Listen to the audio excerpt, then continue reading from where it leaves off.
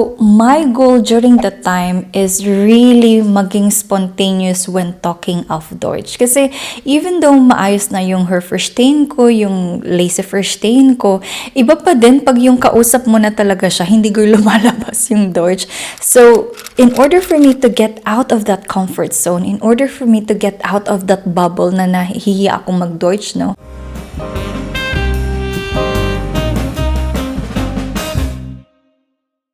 Mic test, mic.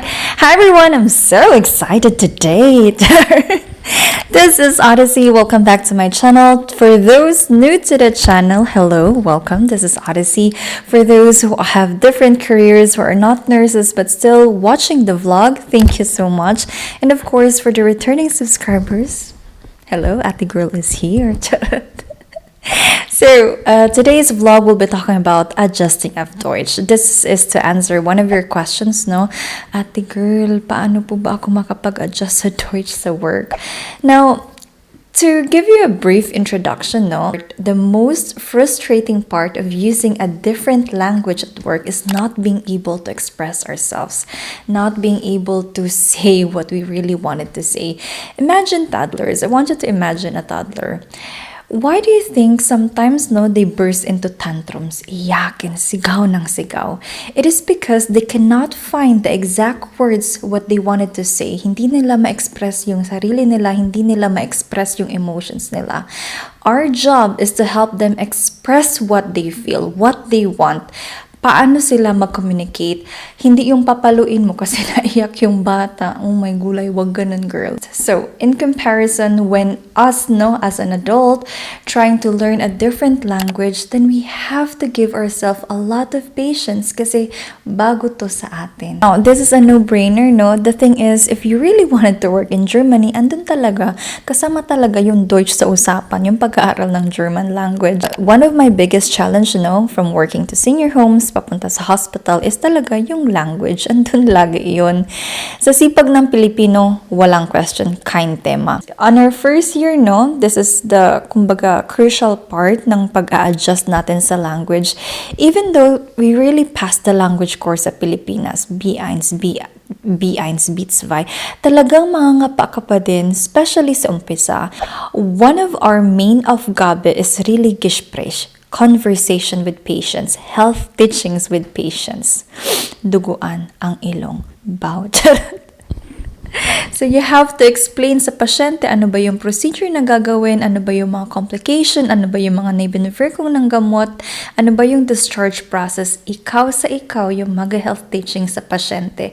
Hindi of English, auf Deutsch, girl. Yes. I shared this before in one of my vlogs when I recently moved sa hospital before is that nung bago ako, sunod ako, girl, sa mga colleagues at sa mga doctors para lang ma-practice yung Hörverstehen ko at para lang marinig ko kung ano yung mga verbs exactly na ginagamit nila. When I was kasi sa senior homes, the normal conversation that I have with the residents, with the Bewohner, is yung Körperpflege. Ina-enlighten ko sila para mag-cooperate sila during Körperpflege.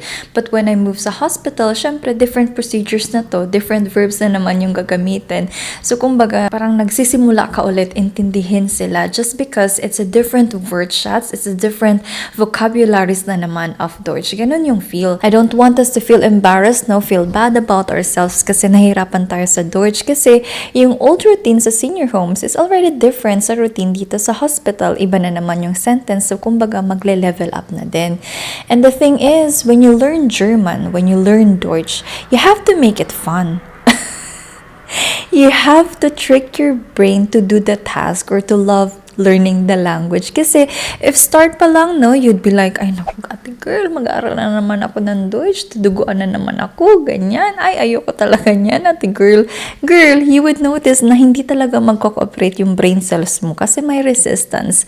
But then if you change, no, i-trick mo lang siya talaga. That's the key. Kailangan mo siyang paniwalain. If you go, aaralin ko nga ito para next time, mas confident na ako. Para next time, mas ma-explain ko na ng maayos sa pasyente kung ano ba yung procedure na gagawin sa kanya. You would notice, natutulungan ka din ng brain cells mo. Let's say, no, you're trying to memorize a sentence, ganyan. First time, second time, stutter ka pa niyan, hindi mo pa, parang hinahanap mo pa yung mga words. But comes third time, fourth time, gawin mo ulit. Girl, memorize mo na yan. And then you do it every day. Ay naku girl, kahit nakapikit ka, alam mo na yung explanation na yan. I will provide you more details about this, no? But let's start. Here are some things. Napaka-comfortable ko, no? Sorry. So, here are some things na nakatulong sa akin in order for me na makapag-adjust sa Deutsch. Please don't get me wrong. I still have my grammar lapses and I still feel stress pag hectic yung environment ko. So, ando na nga pa din naman ako here and there. But, coming from the very first year na nandito ako sa Germany versus now, kaya naman ni ate girl makipag-usap. So, number 1, ate girl, ito yung madalas kong naririnig, no? Wala naman kasi akong ibang kausap, mag-dating app po ba ako? Girl, you have to be clear on your goal, no? Gusto mo bang makamit ng someone, which is, kung may mamit kang someone, very congratulations for you, or gusto mo mag-learn ng language talaga. Or when I was in Philippines, no, before ako nag-move dito, syempre you wanted to look for apps na maghanap ka ng language partner, ganyan. And I've learned about Tandem. My experience with Tandem before, no, so I was talking to this guy. I made it clear na ang goal ko is talagang makapag-adjust sa language, not dating, not whatever, etc. Adjust ng language. And then, just a few days na nagkausap kami of Deutsch, ganyan, he is correcting my grammar as well, he's correcting my sentence, ganyan. And then he said na, mag-shower muna ako, dalhin ko to yung phone para makapag-usap pa din tayo. Sa shower? Totoo? Ay girl, black. So, I did not like my experience at Tandem kasi dun sa guy na yun. The thing is, because you're talking with different people, no, you don't know naman talaga their characters, you don't know naman then their personalities, and not all people naman are conversational, not all people naman can handle small talks. So, instead of using Tandem, nung nandito na ako sa Germany, what I use is Preply. Preply is also a language website wherein you would meet teachers in which they are more equipped to teach someone about a different language. So, my goal during that time is really maging spontaneous when talking of Deutsch. Kasi, even though maayos na yung Hörverstehen ko, yung Leseverstehen ko, iba pa din pag yung kausap mo na talaga siya, hindi ko lumalabas yung Deutsch. So, in order for me to get out of that comfort zone, in order for me to get out of that bubble na nahihiya akong mag-Deutsch, no, I used that Preply. Yes, I have paid around 10 euros per hour. On my third to 6 months ko dito sa Germany, I was using Preply para lang may makausap talaga ako kasi nga, pag uwi ko sa bahay, VG, ang kausap ko, Filipino, Tagalog na naman kami. Yes, there's a certain cost for that, pero for me, it was worth it kasi naalis ako dun sa comfort zone ko para nakapagsalita talaga ako. Another one that I wanted to introduce you to is Talkpal, which is AI generated. Let me get my phone so I can show it to you. I really like this one too kasi, kasi parang may kausap ka talagang tao. You can try it for 14 days free trial, no? But if you wanted to subscribe for 12 months, it's only €7.50 per month. Talkpal is very nice kasi you would be able to speak with someone, no, with AI, which is very conversational. Hindi siya nawawala ng tema talaga, girl, ng topic na pag-uusapan. So talagang mauubos yung Deutsch mo. And she will correct you. She will provide correct sentence on how you should have been using it or how you should have said it versus kung ano yung sinabi mo. And hindi ka mahihiya kasi walang magja-judge sa'yo kasi kayo lang naman yung magkausap.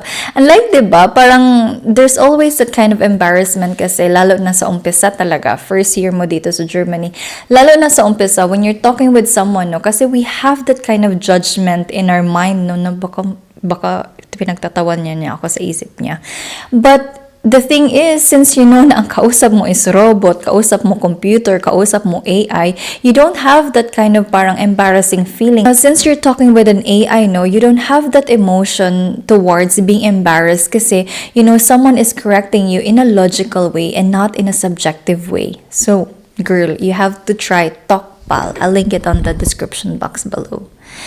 Number two is that you have to label yung items sa workplace mo, the devices, whatever, lahat, girl. So on your first day at work, no, mag-scan ka na agad scan mo na agad yung room, and alin yung mga items na hindi mo familiar, alin yung mga devices na hindi mo pa familiar, you have to write it down and aralin mo na agad. Malaking tulong kasi, no, pag alam mo yung mga terms, kasi constructing sentences of Deutsch, kaya mo na yan. Pero kung ano ba yung item na yun, ayun yung hindi mo pakabisado, girl. One time, nung bagong-bago ako sa station ko, no, sabi ko dun sa colleague ko, huy, maglaro tayo. Excitement siya. Ano laro natin? Sabi ko, bring me. Ano daw yun? So, explain ko, no? Sabi ko, since hindi ko pa kabisado yung mga items, mga grade natin, ganyan,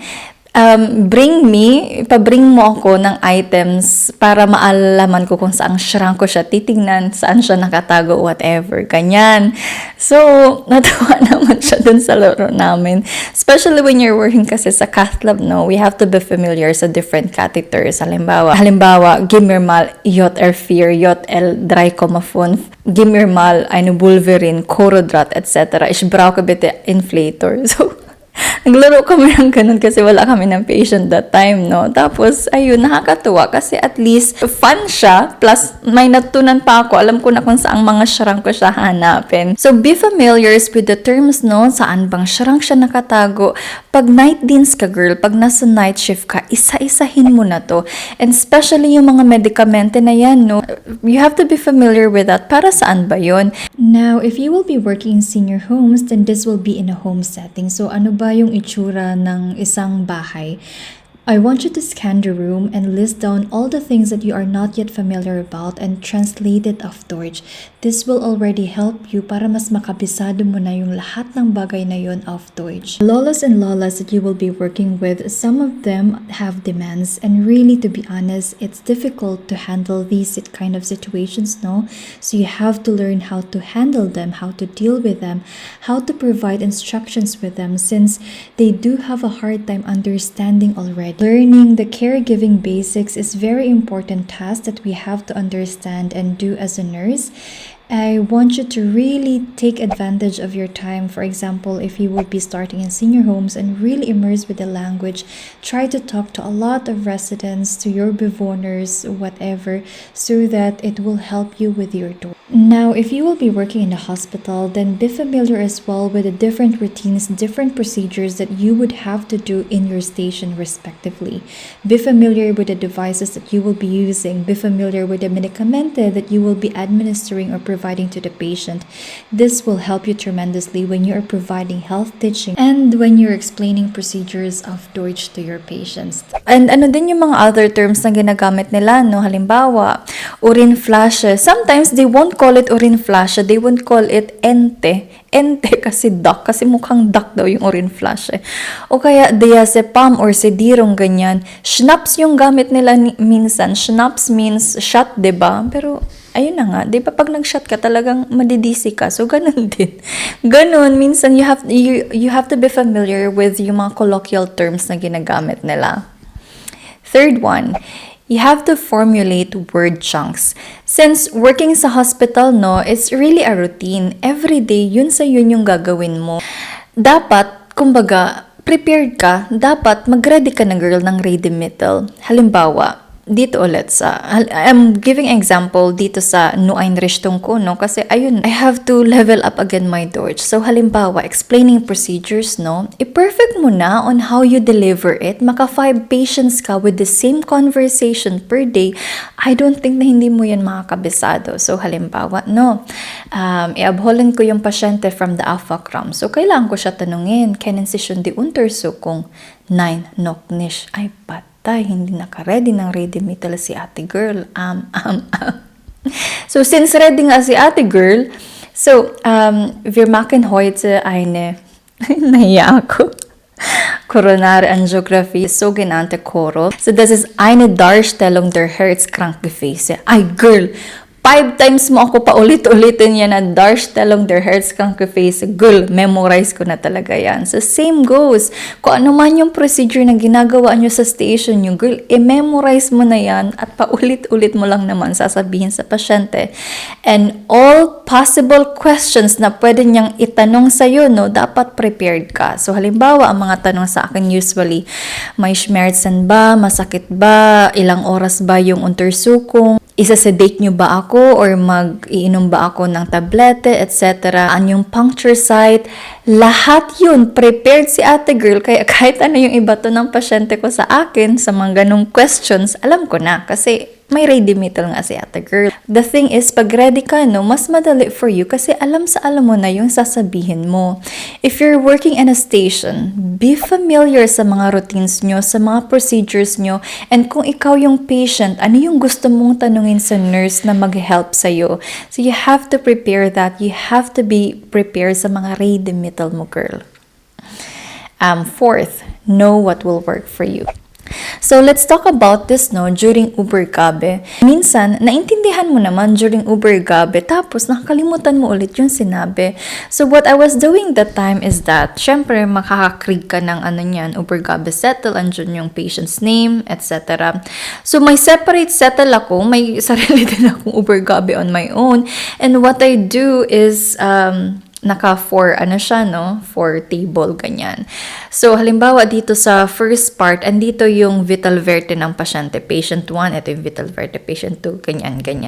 Kasi nagra-rounds ka, so kailangan mo talaga vital signs.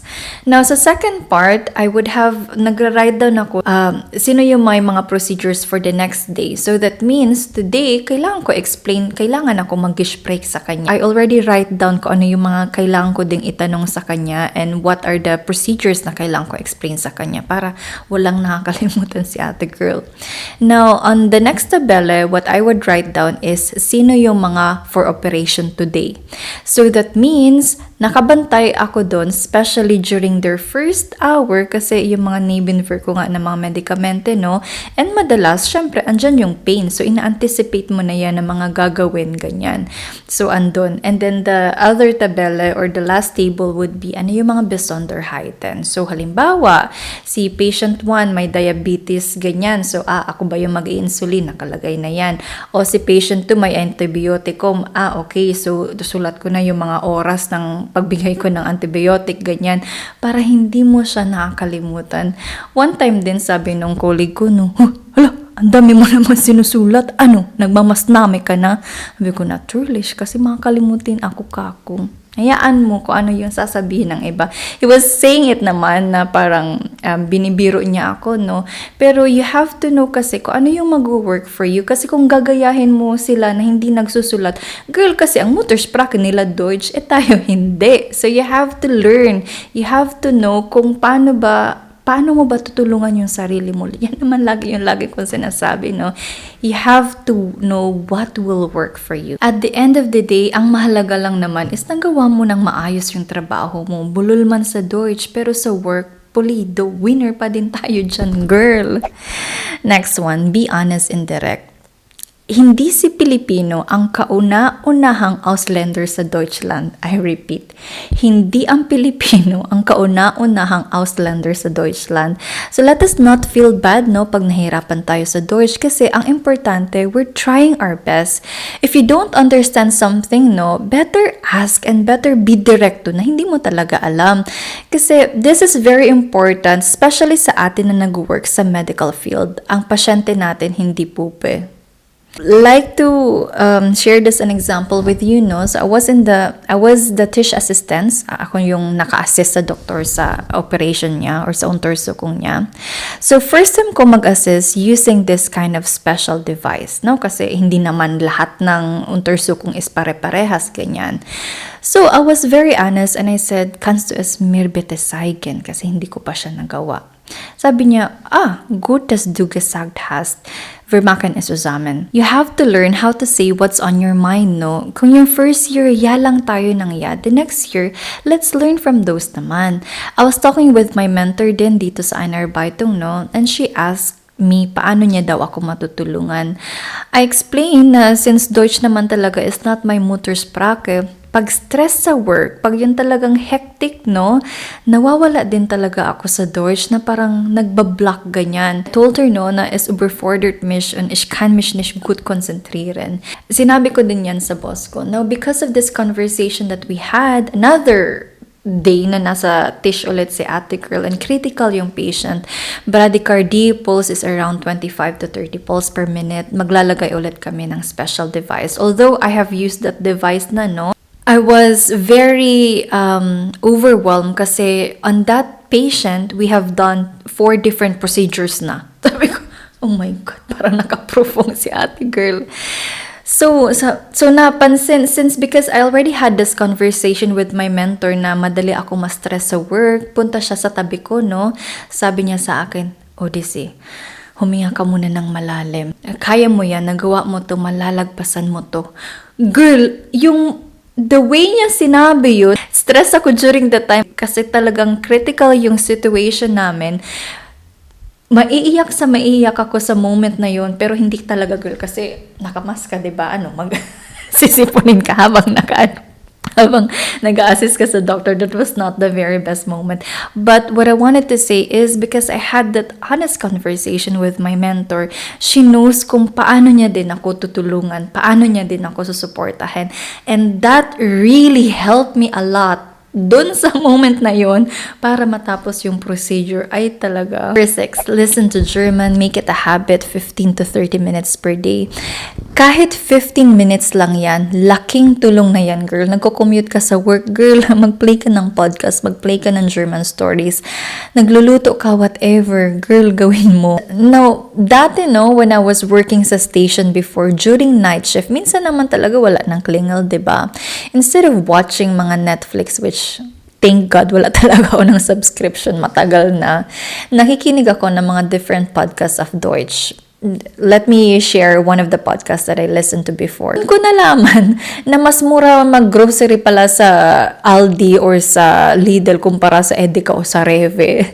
Marami kang matunan na culture nila and plus ma-ferbeser nga yung Deutsch mo. So I hope I will link yung mga resources, mga different podcasts na I listen na in which I hope you would be able to to listen and try yourself if gusto mo or interesado ka din. I really hope na makatulong to sa'yo in order for us to adjust sa Deutsch better. So thank you so much for being with me. This has been Odyssey. This is your Ate Girl and I'll see you in the next. Cheers!